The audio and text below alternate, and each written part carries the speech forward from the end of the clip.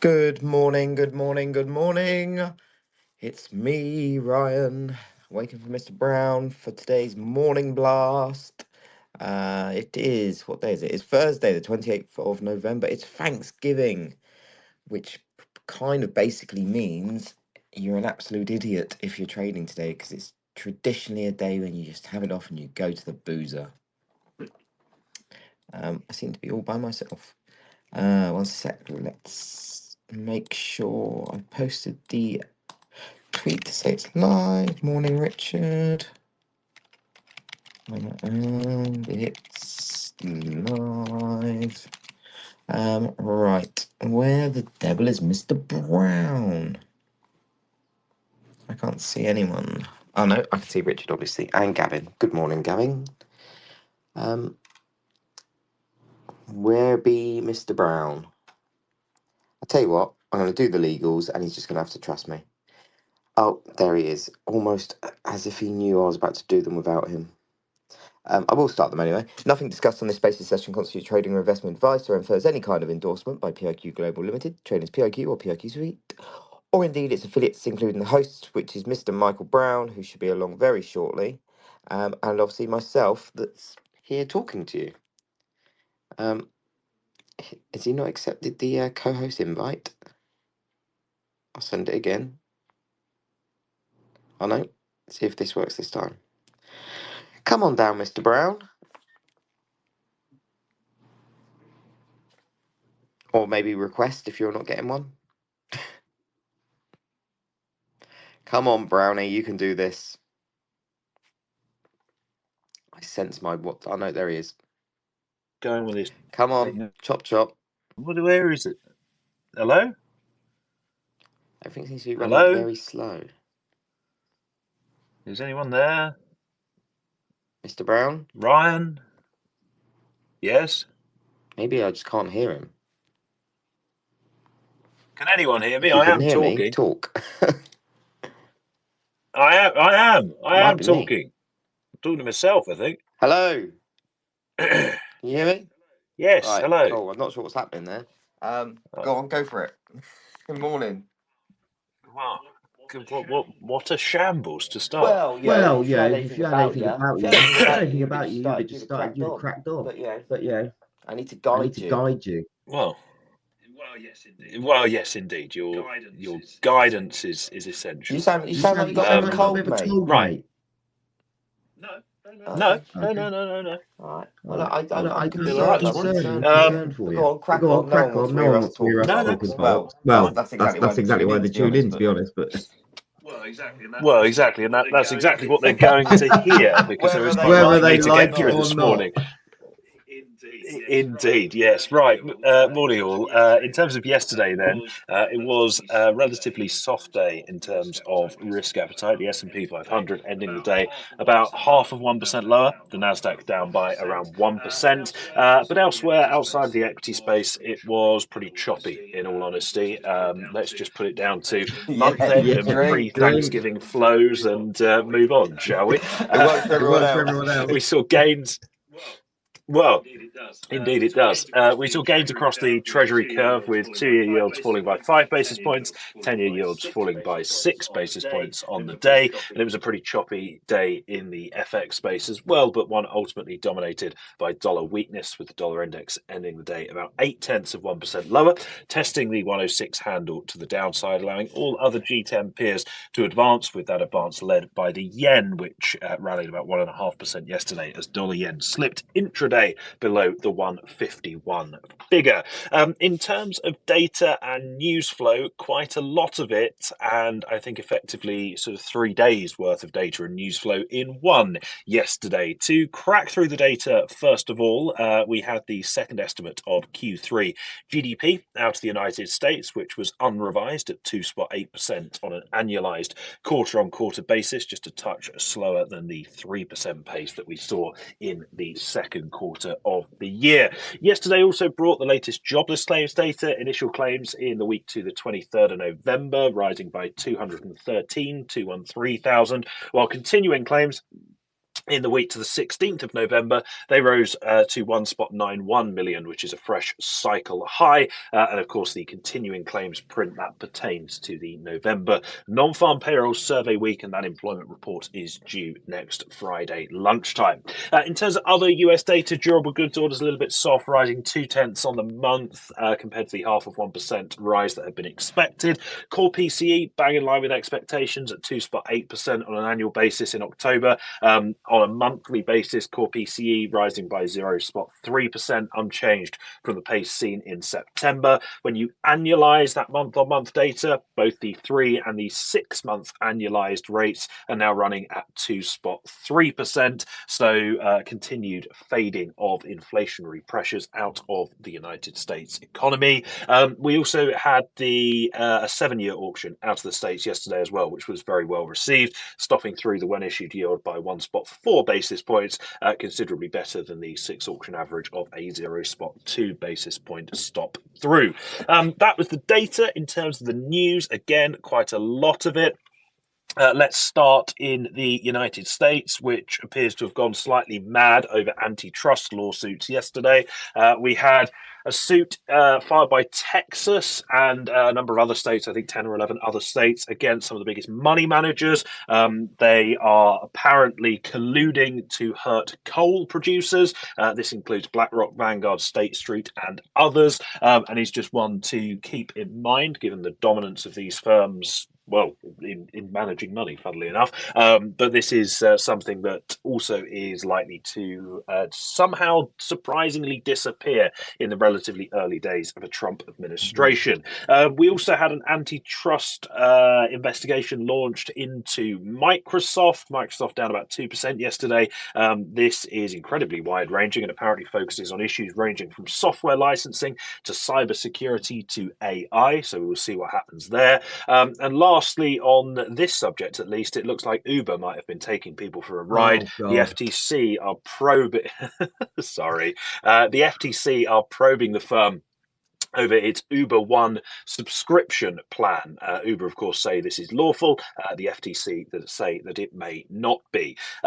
In sticking in North America, looks like we're doing the trade war again. Obviously, on Tuesday, we have President Trump, or incoming President Trump, saying he was going to slap 25% tariffs on goods from Canada. Well, yesterday, the Associated Press reporting that Canada are examining putting tariffs on certain US items as a retaliatory measure. So expect plenty of those headlines or that ilk over the next few weeks as we move towards Inauguration Day. Last but by no means least, a little bit of M&A here in the UK. Aviva, they are in the insurance space. They are said to be exploring a takeover of Direct Line. They offered an implied 250 pence per share for Direct Line. Direct Line closed on Wednesday at 159 pence. They have rejected the offer, saying that it undervalues the company, and Direct Line trading about 40% higher in early trade this morning. I believe they were the subject of some takeover interest a little bit earlier in the year, but one just to keep a bit of an eye on to see whether that deal can indeed get done. That is pretty much it from me this Thank you one. very much. I'm going to start with Andrew Hart's pieces from his note this morning, mainly because Zach. Can you read the pun? Yes, I will do. That's one of the reasons why it's on there. Also, Zach's just been a bit of a melt this morning, and he's not actually provided me with many headlines. No offense, Zach, but you're a bit of a. What's he doing? I don't know. To quote, "Been fucking around." Is that's what he's been doing? But we'll see. Right. So anyway, some headlines. Maybe stop fucking exactly. around. Exactly. It's a professional show. It's not what I pay for. I don't pay anything, but that's not the point. Anyway, some headlines by our friend Andrew Hart. So firstly, it kind of follows on nicely from what my dear friend Michael Brown was saying about the tariffs. Trump said yesterday he had a wonderful conversation with the Mexican president and that she agreed to stop migration through the southern border. And if I remember correctly, yesterday in our agricultural markets blast I did with Angie, she made the valid point that last time Trump got very kind of pro tariffs on Mexico, out of nowhere, Mexico sent a load of National Guard to the border and stopped the immigrants, and then the tariffs didn't happen in the first place anyway. So it looks like we could be on for something like that, possibly.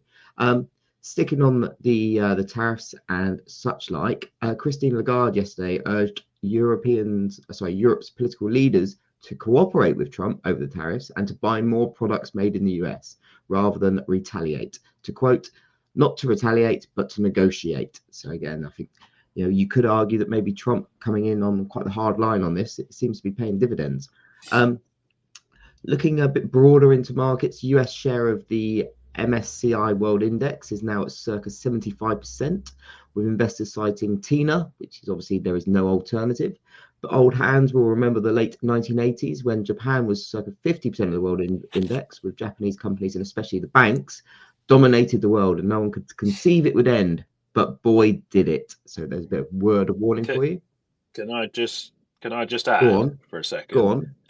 That because I've also read the note that you're reading out. Yeah. That exact piece and chart came from a chap at SocGen called Albert Edwards, who, if people aren't familiar with the work of Albert Edwards, he's probably been in the city for getting on for 40 odd years now. And I think for all 40 of those years, he's been bearish. And for the majority of those 40 years, the market has gone up and to the right. So I think that's probably some context that is worth having around that one.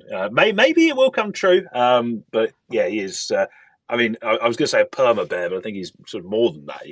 Well, thank you for that added value. And finally, from Andrew, he notes that cattle prices are approaching an all-time high.